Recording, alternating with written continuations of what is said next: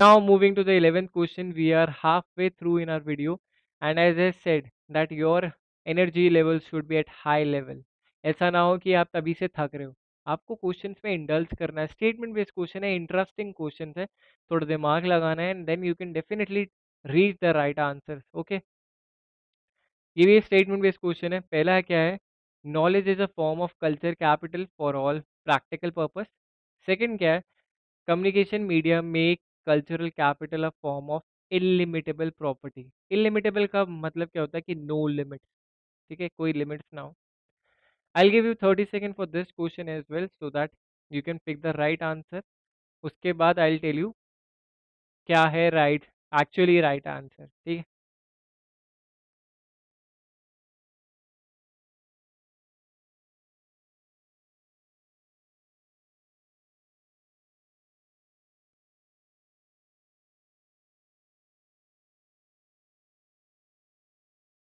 Okay, so your time is up. Statement one, knowledge is a form of culture capital for all practical purpose. इस statement को explain करने का simple सा example है। As you know many North Indians go to Bangalore for jobs, right. तो बैंगलोर में जो language use होती है वो कन्नड़ यूज होती है। तो अब क्या है, वहाँ के जो कल्चर प्रैक्टिसेस है that is very different. But अगर आपको वहाँ की नॉलेज हो कि वहाँ के कल्चर प्रैक्टिस क्या है, वहाँ की लोकल लैंग्वेज क्या है, तो वो आपके प्रैक्टिकल पर्पस में जो आप day to day daily life में यूज कर सकते हो, that is very relevant. So that is why statement one is right. Statement two की अगर हम बात करें, communication media make culture capital a form of illimitable property. तो हाँ, कम्युनिकेशन मीडिया की अगर हम बात करें, तो आपने देखा होगा आजकल बहुत सारे कल्चर प्रोग्राम्स होते हैं, बहुत सारे टीवी प्रोग्राम्स भी होते हैं। तो इससे क्या है, कम्युनिकेट करा जा रहा है मीडिया, जिससे उनके डिफरेंट डिफरेंट जो लोकल कल्चर्स हैं उनको एक मोटिवेशन मिलता है कि वो अपना कल्चर को स्प्रेड कर पाए, उनको रिटेन कर पाए।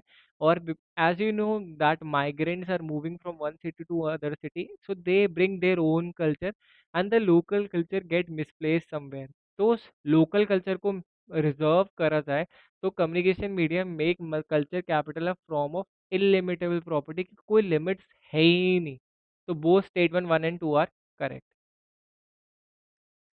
Moving to the question 12। Question number 12 है आपका बैरियर्स टू कम्युनिकेशन से रिलेटेड। आपको बताना है कि कौन सा, which of the followings are barrier to understand the communicated message.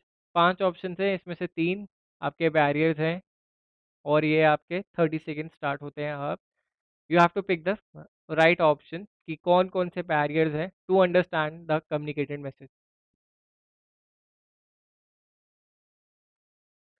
Okay,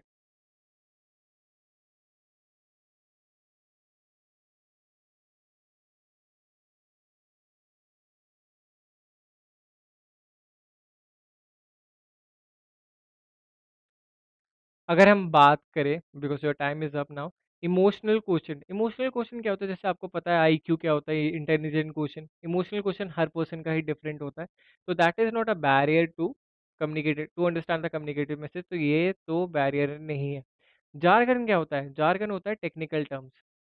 let suppose आप वो कॉमर्स के स्टूडेंट और सामने से आता है नॉन मेडिकल का स्टूडेंट, तो वो आपको एक्सप्लेन करने लग जाता है फिजिक्स, फिजिक्स की टर्म्स जिसको आपने कभी सुना नहीं है, टेक्निकल टर्म्स यूज कर रहा है, तो वहाँ पे कोई कम्युनिकेशन नहीं हो पाएगी, because that is a jargon. Technical terms का यूज करा जा रहा है, that is a barrier to communication. Personal space कोई बैरियर नहीं है to the communication. Pre judgement that is a barrier to communication. तो इसमें अगर हम बात करें प्री जजमेंट में, प्री जजमेंट में होता क्या है कि हम पहले से परसीव कर लेते हैं कि दूसरे इंसान के दिमाग में हमारे लिए क्या छवि बनी हुई है, ठीक है। तो अगर हम कुछ कम्युनिकेट कर रहे हैं, तो we know in in inside of us कि वो सही से समझेंगे ही नहीं, right. Because let suppose if you are superior and you are giving orders to your junior और subordinate, and you think that your subordinate is lazy and not very intelligent or not very keen on learning new things, तो वहाँ पे आपके दिमाग में पहले से एक प्रिजुडिस है, that is a barrier to communication. Culture background is a very big barrier to communication. तो इसमें क्या होता है, I am from a different culture and there are people from a different culture. तो लेट सपोज अगर हिंदी और तमिल के बारे में बात करी जाए, तो ये दोनों डिफरेंट लैंग्वेजेस है, दोनों के डिफरेंट कल्चर्स है। बट अगर यहाँ पे दोनों में एक सेम वर्ड यूज होता है, और दोनों के दोनों जगह डिफरेंट मीनिंग्स हो रहे हैं। तो मैंने किसी तमिलियन को अगर ये चीज़ बोली जो दोनों लैंग्वेज में सेम है, एक वर्ड को यूज़ करने के लिए एक वर्ड यूज़ करा, पर उस वर्ड का मीनिंग मेरी लैंग्वेज में अलग है, उनकी लैंग्वेज में अलग है, तो वहाँ पे कल्चरल बैकग्राउंड की वजह से एक मिसकम्युनिकेशन होगी। तो इसका राइट आंसर क्या होगा? बी, डी, एन, ई, तो option number 2। Okay, now moving to the 13th question. बहुत सिंपल सा क्वेश्चन है। The modern communication revolution is propelled by, I want each and everyone to pick the right answer. इसमें आप option से ही बता सकते हो कि क्या ही राइट आंसर होगा। ठीक है, तभी मैं थोड़ा टाइम दे रहा हूँ आपको सोचने के लिए। बट आई वांट जो भी हर कोई वीडियो देखेगा उनका विद इन 5 सेकेंड ये आंसर आ जाना चाहिए। ठीक है, ऐसा ना हो कि आप इसमें भी बहुत सोच रहे हो, विद इन 5 सेकेंड आपका इसमें आंसर आ जाना चाहिए। ओके, तो your time is up. Modern communication revolution की अगर हम बात करें तो टेक्नोलॉजी का एक बहुत इंपॉर्टेंट हाथ है। अगर हम बात करें तो टेलीफोन्स, मोबाइल, इंटरनेट, ये सब जो पॉसिबल हो पाया है, मोबाइल और internet, so that has revolutionised the communication, right. ये जो अभी हम कम्युनिकेशन कर रहे हैं to the students, so that communication is being done through the devices, right. That is because of the technological convergence, जिसकी वजह से हम ये कह सकते हैं there is communication revolution. Okay, moving to the next question. What are the most prominent elements in the management of communication in an educational institution? आपको कुछ 5 ऑप्शन दे रखे, only 3 are the right one, so you have to pick the right option. Most prominent element के बारे में बात करिए, but in management of communication in an educational institution. So read the question carefully. I'll give you 30 seconds to pick the right option and then I'll tell you which is the right answer actually. ठीक है, कि कौन सा सही answer है।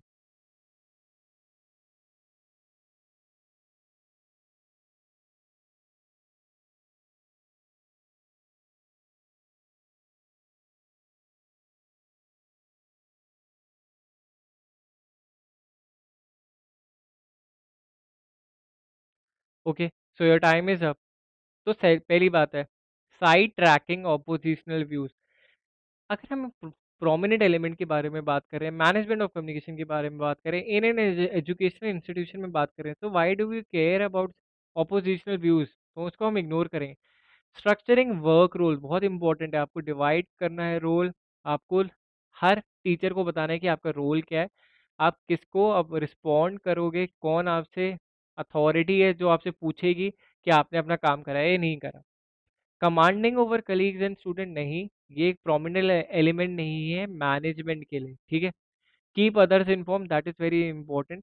अगर कोई भी मेजर डिसीजन लिया जा रहा है then every party which is inflected by it, उनको इन्फॉर्मेशन दी जानी चाहिए उसके लिए। Guiding others wherever possible, तो ये बहुत इंपॉर्टेंट चीज़ है। अगर हम गाइडेंस के बारे में बात करें तो मैनेजमेंट में यू नीड टू गाइड। ठीक है, तो guiding over others wherever possible. तो इसका right answer B, D, E, option number 4। Okay, moving to the next question. This is a very interesting question. The chronological sequence of institution of educational communication is, 4 option दे रखे, you have to pick. इसमें कोई ऐसा नहीं कि that you have to eliminate.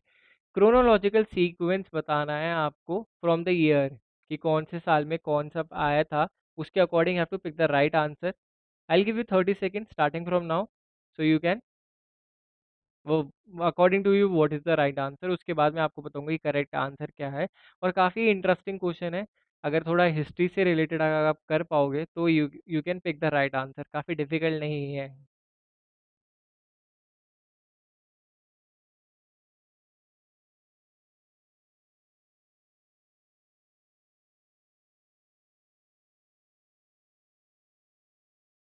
Okay, so your time is up. Chronological sequence of institution of educational communication, सबसे पहला है आपका AIR। इसकी फुल फॉर्म क्या है? All India radio. ठीक है, इसकी फुल फॉर्म क्या है? All India radio.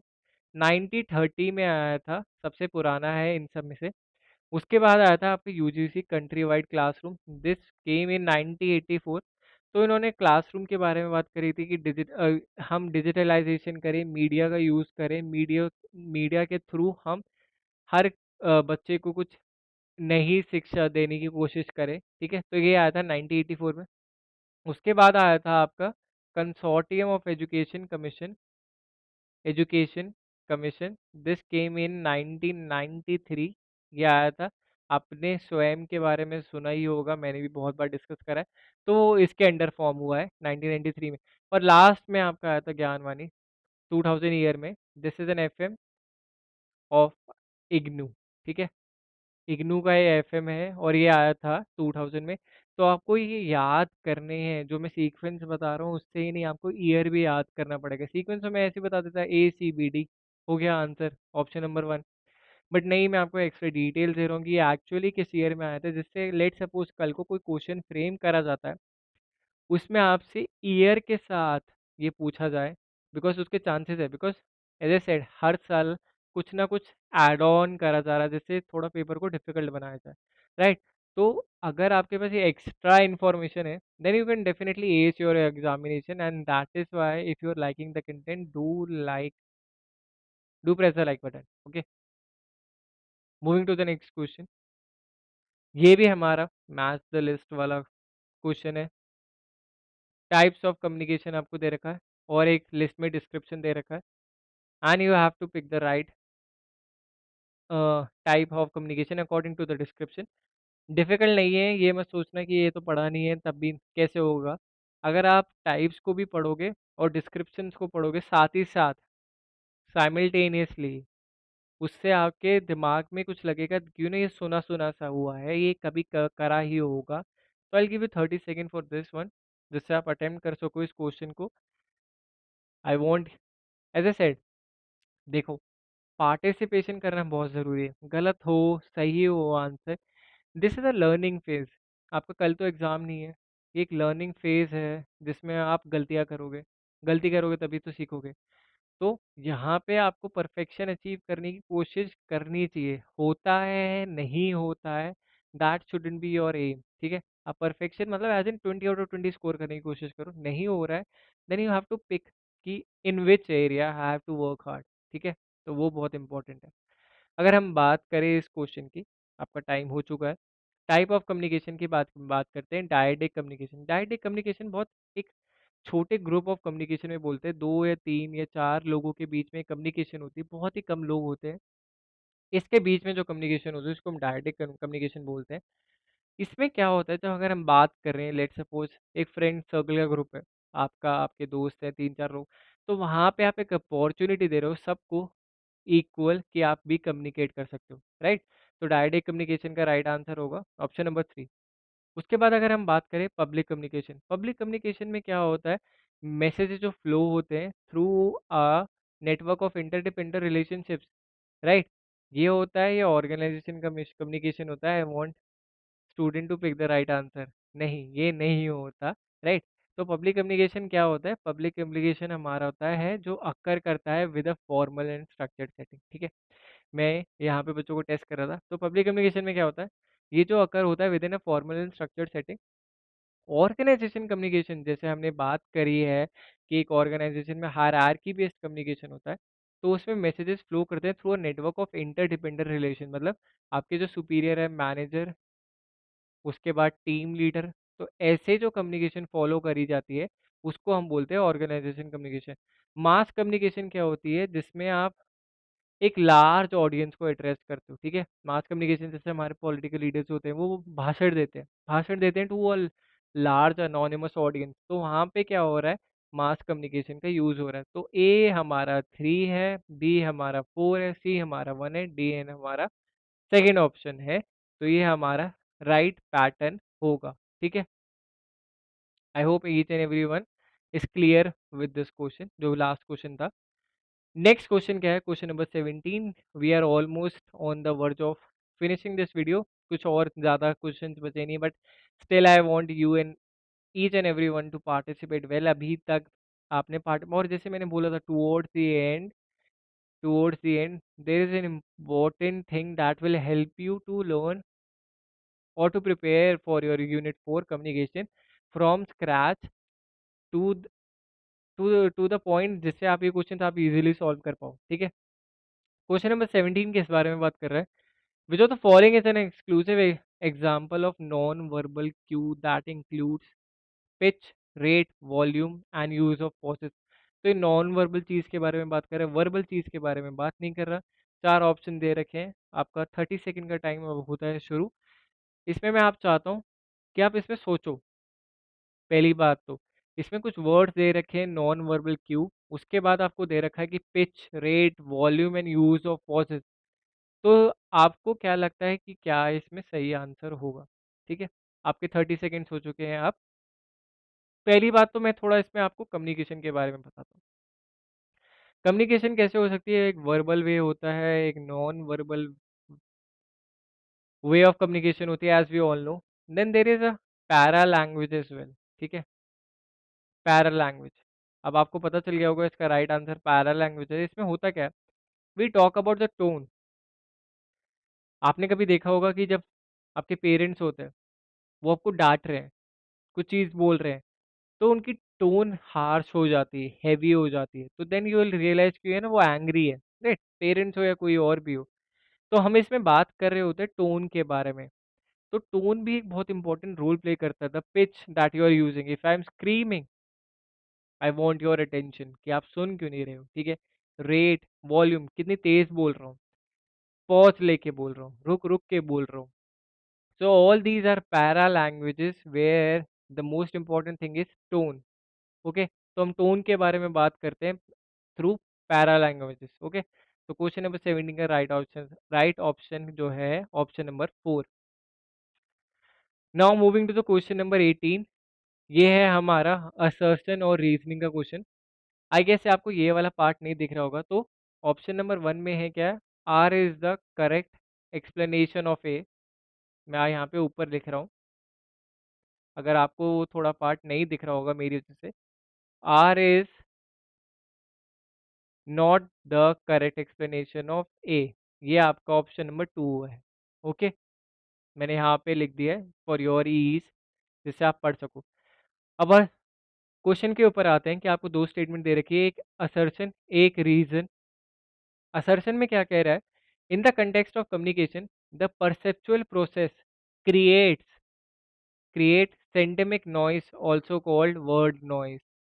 रीजन क्या है? The various meanings either connotative और denotative are sources of semantic noise. अब इसमें आपको बताना है, I give 30 second for this one, जिससे आप पिक करो what will be the right answer for this question. सोचो, असर्शन और रीजनिंग के जो स्टेटमेंट बेस्ड क्वेश्चन होते हैं ना, within the statement you can pick the right answer. आपको पता लग जाएगा कि क्या ही सही ऑप्शन होगा, क्या ही राइट आंसर होगा इसका। थोड़ा आप स्टेटमेंट पे ध्यान दो। मैं थोड़ा एक्स्ट्रा टाइम भी दे देता हूँ बिकॉज स्टेटमेंट बड़ी है, सोचना है इसमें। ओके,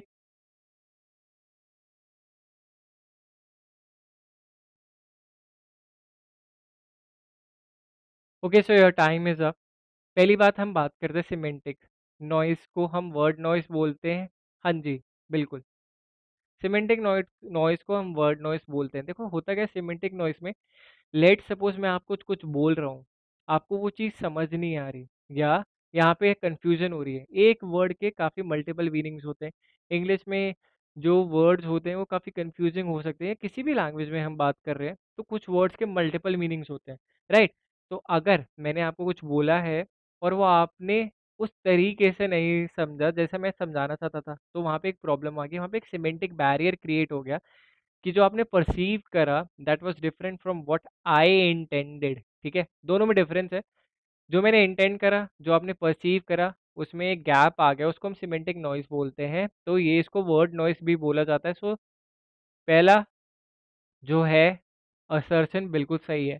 अब अगर हम रीजनिंग की बात करें, the various meanings either connotative और डेनोटेटिव के बारे में हम बात करें, जैसे मैंने आपको बताया कि एक वर्ड के मल्टीपल मीनिंग्स हो सकते हैं, मल्टीपल मीनिंग्स। सो इसमें प्रॉब्लम क्या है कि अगर उस वर्ड को उस सेंस में यूज़ नहीं करा जा रहा है, जिस तरीके से उसको इंटरप्रेट करना चाहिए था, वो नहीं हो रहा है, उस गैप, वहाँ पे एक गैप क्रिएट हो रहा है, तो then this is the right reasoning for the assertion, right? तो ये दोनों के दोनों यूज होते हैं, आइदर कॉनोटेटिव और denotative are sources of semantic noise. तो both A and R correct, and R is the correct explanation of A. ठीक है, ये आपका क्वेश्चन नंबर 18 का राइट आंसर है। Question number 90 statement based question है। स्टेटमेंट 1 आपको दे रखा है कि अप्रोप्रिएट वर्ड चॉइस। पहले मैं आपको ऑप्शन सिखा देता हूँ, इसमें सारे ऑप्शन विजिबल हैं। Statement 1 and 2 are true. तो स्टेटमेंट वाले क्वेश्चन से हमने काफ़ी क्वेश्चंस कर चुके हैं स्टेटमेंट वाला, तो स्टेटमेंट 1 के बारे में बात करते हैं। Appropriate word choice is an essential of effective oral communication. Statement 2 की अगर हम बात करें, facial expression and posture fall under visual communication. ठीक है, तो मैं आपको 30 सेकंड दे रहा हूँ फॉर दिस पर्टिकुलर क्वेश्चन। अब ज़्यादा क्वेश्चन बचे नहीं है, and still I want your energy level to be high. ऐसा नहीं कि आप थक गए हैं या फिर you are feeling tired, you shouldn't, you know you want to crack this examination, so your efforts, your concentration should be right there, and you should be dedicated to make sure I finish the video till the end. And and में जो आपके लिए मैंने surprise रखा है, एक major चीज़ है, जो मेजर अनाउंसमेंट है, उसको आपको देखना ही देखना है। तो make sure that you stick till the end. Okay, so your time is up. Now statement उनकी अगर हम बात करें, appropriate word choice is an essential of effective oral communication.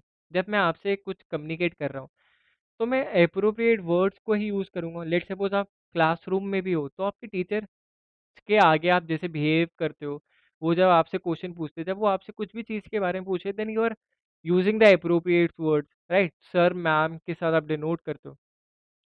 अगर हम आपकी वहीं बात करें, अगर आप फ्रेंड सर्कल में कैसे बात करते हो, तो वहाँ पे जो वर्ड चॉइस होगी वो बहुत डिफरेंट होगी, right? So appropriate word choice an essential of effective oral communication. The statement is perfectly right. Statement 2 के बारे में हम बात करते हैं। फेशियल एक्सप्रेशन, जो मेरे फेशियल एक्सप्रेशन है, किसी के भी फेशियल एक्सप्रेशन होगा, right? So if someone is smiling, someone is smiling, maybe you can think that person is happy, right? और अगर हम बात करें कि किसी का posture जो है वो बैठने के लिए, मैंने इंटरव्यू रिलेटेड भी क्लासेस ले रखी हैं इस चैनल पे। सो अगर आप are you one of those guys, वो अभी इंटरव्यू सेशन में अगर बैठने वाले हो, तो आपके लिए वो बहुत इंपॉर्टेंट भी काम आ सकती हैं। तो posture आपका डिक्टेट करता है, that is a non verbal data. अगर हम बात करें, तो वहाँ पे आप डिक्टेट करा चाहता है कि आप कितने कॉन्फिडेंट हो रिगार्डिंग दिस पर्टिकुलर इंटरव्यू। तो फेशियल एक्सप्रेशन तो है ही इम्पॉर्टेंट, पोस्चर भी जो फॉल करते हैं विजुअल कम्युनिकेशन के अंडर ही फॉल करते हैं। तो मैं विजुअली आपको कम्युनिकेट कर रहा हूँ। तो this statement 2 is also right. So base both statement 1 and 2 are true. Now we'll talk about question number 20. Finally, we have reached towards the end, last question. And this is also very similar to the question that we attempted, question number 12, I think. Right, question number 12 भी same था। Barriers of communication के बारे में हम बात कर रहे थे। आपको आइडेंटिफाई करने हैं from the list given below. इससे क्या पता चलता है that barriers to communication is an important topic, और इससे बार बार क्वेश्चन पूछे जा रहे हैं। इसीलिए आपको टैलेंट ब्लेजर यूट्यूब चैनल पे मेरा वीडियो देखना पड़ेगा कम्युनिकेशन प्रोसेस से रिलेटेड। उसमें barriers of communication everything, each and everything is been covered, right? तो ज़रूरी है आप वो देख लो। इसमें सिर्फ दो ही ऑप्शन जो है, दो ही बैरियर्स हैं टू कम्युनिकेशन, राइट? हमें वो ऑप्शन से पता लगा, तो तीन जो है वो बैरियर नहीं है टू कम्युनिकेशन। अब मैं आपको 30 सेकेंड दे रहा हूँ for this particular question. So you pick the right one answer according to you, and then I will tell you the right answer. Okay, identify the barriers to communication. Difficult नहीं है, option से go through करो, you can pick the right option. चलो अब मैं बता देता हूँ आपको क्या है इसका राइट आंसर। तो पहली बात अगर हम बात करें टाइम एंड डिस्टेंस, देखो टाइम एंड डिस्टेंस क्या है, एक बैरियर ज़रूर है। Let's suppose if I have to communicate to a person who lives in US UK, so वहाँ पे जो टाइम जोन है बहुत डिफरेंट है फ्रॉम इंडिया, राइट? तो एक वहाँ पे टाइम आ गया, डिस्टेंस आ गया, तो एक बैरियर हो जाता है कि मैं कब कम्युनिकेट करूँ, कैसे, एक प्रॉब्लम आ रही है। तो time and distance is a barrier to communication. Second है bypass instruction. So this is one of the most important barrier to communication. होता क्या है कि let suppose if I am telling someone that you have to do this thing, तो वो अपने किसी और काम में बिजी हैं, वहाँ पे मैंने जाके उनको इन्फॉर्म कर दिया कि आपको ये काम करना है कल तक। उन्होंने नहीं सुना, उन्होंने सिर्फ नॉड कर दिया है, और they just by pass that instruction. तो ये जो हमारा एक बैरियर टू कम्युनिकेशन है। So you have to respond. If I am talking to you, that you have to respond back saying yes, I understood it, right? Not nodding around, not being busy, not being involved in some other thing, because as I said, एक चीज बोली जाती है, जब आप किसी चीज़ को सुन रहे हो तो आप उसको उस पे ध्यान देना चाहिए, ना कि किसी और काम में लगे रहना चाहिए। ऐसे और ये चीज़ आपकी वीडियो पे भी एप्लीकेबल है। जब आप वीडियो देख रहे हो तो वीडियो में इन्वॉल्व हो, ऐसा ना हो कि आप साथ-साथ कुछ कर रहे हो तो आपकी इन्वॉल्वमेंट, आपका कंसंट्रेशन डिवाइड हो जाएगा और जो पर्पस है वीडियो देखने का वो फ़ेल कर देगा। तो this is another barrier to communication. तो इससे हमारे 2 option A and B barrier to communication है। एनकोडिंग, डिकोडिंग कम्युनिकेशन प्रोसेस में यूज़ होता है। लॉजिकल सीक्वेंस हमारे इफेक्टिव कम्युनिकेशन में यूज़ होता ही होता है। तो हमारे barriers to communication from the list given below पता चल गए। Okay, so that brings me towards the end of this session. हमने आज 20 क्वेश्चंस कवर कर लिए एंड एज आई सेड, मैंने पहले भी बोला था आपको, towards the end of the video I will share something with you जिसके साथ हम इस वीडियो को एंड करेंगे। Okay, right. So for those who are struggling in preparing कि हमें प्रिपेयर कैसे करना है, कि कहाँ से पढ़े। लोगों के बच्चों के अंदर बहुत ज़्यादा डाउट ये होता है कि हम पढ़े कहाँ से, वीडियोस में पूरा पूरा सिलेबस कवर है या नहीं है, कहाँ से जाके पढ़े। तो उसके लिए भी we are providing e book on communication that is absolutely free. कोई चार्जेस नहीं है, there no hidden charges, free है बिल्कुल। कैसे करना है claim? What you have to do is WhatsApp करना है इस नंबर पे 9873907600 पे that you want to claim your free e book on communication. और इस ई बुक में आपका from the basic, from the scratch, regarding communication, each and everything is has been covered. तो इसमें आपको कुछ मिस आउट नहीं होगा, आप अच्छे से पढ़ लोगे और इससे आपकी एनर्जी कितनी 10x 10x बूस्ट आएगा आपकी किसमें? प्रिपरेशन में। सो that is why it is very important and I said कि आपको टुवर्ड्स द एंड भी रुक के ये देखना है कि कहाँ से आप इसे क्लेम कर सकते हो। आपको इस नंबर पे व्हाट्सएप करना है। मैं एक बार फिर आपको बता देता हूँ, 9873907600। ई बुक है, फ्री में क्लेम करो, खुद भी क्लेम करो, अपने दोस्तों को भी बताओ इसके बारे में, जिससे सबकी प्रिपरेशन इंप्रूव हो सके। And so that comes towards the end of the video. So thank you all for joining. I know I hope आप सबको वीडियो पसंद आई हो। तो लाइक करना वीडियो को, as this works as a motivation for us, right. अगर आप like करोगे वीडियो को तो हमें भी लगता है कि आप भी रेसिप्रोकेट कर रहे हो इस एफर्ट्स को। सब्सक्राइब करना मत भूलना। बाय सब्सक्राइब करोगे और बेल आइकन दबा दोगे, so when ever I come up with a video on the next unit you get notified for it. And share this video with your friends. Multiple Challengers होंगे एक content में, एक video में, एक comment section में, then आपको पता लगेगा ना कि रियल में कितना कंपटीशन है, right. So you want your competing friends to be competing here as well in the comment section. So उससे मुझे याद आया, आपको अपना स्कोर कमेंट बॉक्स में बताना है कि कितने क्वेश्चंस आपके सही हुए, ठीक है। अगर आपके 17 आंसर सही थे out of 20, then I think you are on a right track, but anything less than 17 that needs introspection, कि आपको ज़रूरत है कि आपका वीक एरिया कौन सा है, उस पे आपको एम्फसाइज करना है। तो कमेंट बॉक्स में अपना स्कोर मेंशन करना मत भूलना। और एज आई सेड कि वीडियो को लाइक करना, सब्सक्राइब करना और शेयर करना। और एक मेजर इंपॉर्टेंट चीज़ जो मैं आपको बताना चाहता हूँ, अगर आपको अपनी प्रिपरेशन में और ऐड ऑन करना है कि जैसे सर ने तो 20 क्वेश्चंस करा दिए बट मुझे और प्रैक्टिस करनी है, तो कहाँ से प्रैक्टिस करें? So what you can do is download the Talent Blazer app from the Google Play Store. आप प्ले स्टोर से जाके टैलेंट ब्लेज़र की ऐप डाउनलोड कर लो। वहाँ पे आपको क्या मिलेंगे? Mock test. तो बहुत सारे मॉक टेस्ट फ्री हैं, आप उनमें जाके मॉक टेस्ट दो। मॉक टेस्ट दोगे, उससे क्या पता है, जो आपको टेस्ट करेगा, you can test the waters कि मुझे कितना आता है, कितना नहीं आता। उससे तब जाके आपको पता चलेगा कि हाँ मैं राइट ट्रैक पे हूँ या नहीं हूँ। तो मॉक टेस्ट दो, जितने मॉक टेस्ट दोगे उससे आपकी अपनी प्रिपरेशन के बारे में पता चलेगा, एंड दैट इज़ फ्री, कोई कॉस्ट नहीं है, तो डाउनलोड कर लो। The link for the same will be mention in the description में। तो लिंक होगी डिस्क्रिप्शन में, वहाँ से प्ले स्टोर के पे जाके आपको टैलेंट ब्लेज़र की ऐप डाउनलोड करनी है। मॉक टेस्ट अटेम्प्ट कर रहे हैं। मॉक टेस्ट में ये भी है कि आपको ये सिंपल सिंपल सी ये बात नहीं है कि आपको राइट ऑप्शन दे रखा है कि गलत ऑप्शन क्या था, राइट ऑप्शन ये है, नहीं, आपको ये बताया है कि राइट ऑप्शन क्यों है, उसकी एक्सप्लेनेशन भी दे रखी है। So that is an very important point and that is very crucial for your preparation, जिससे आपकी प्रिपरेशन और अच्छी हो सके, ठीक है।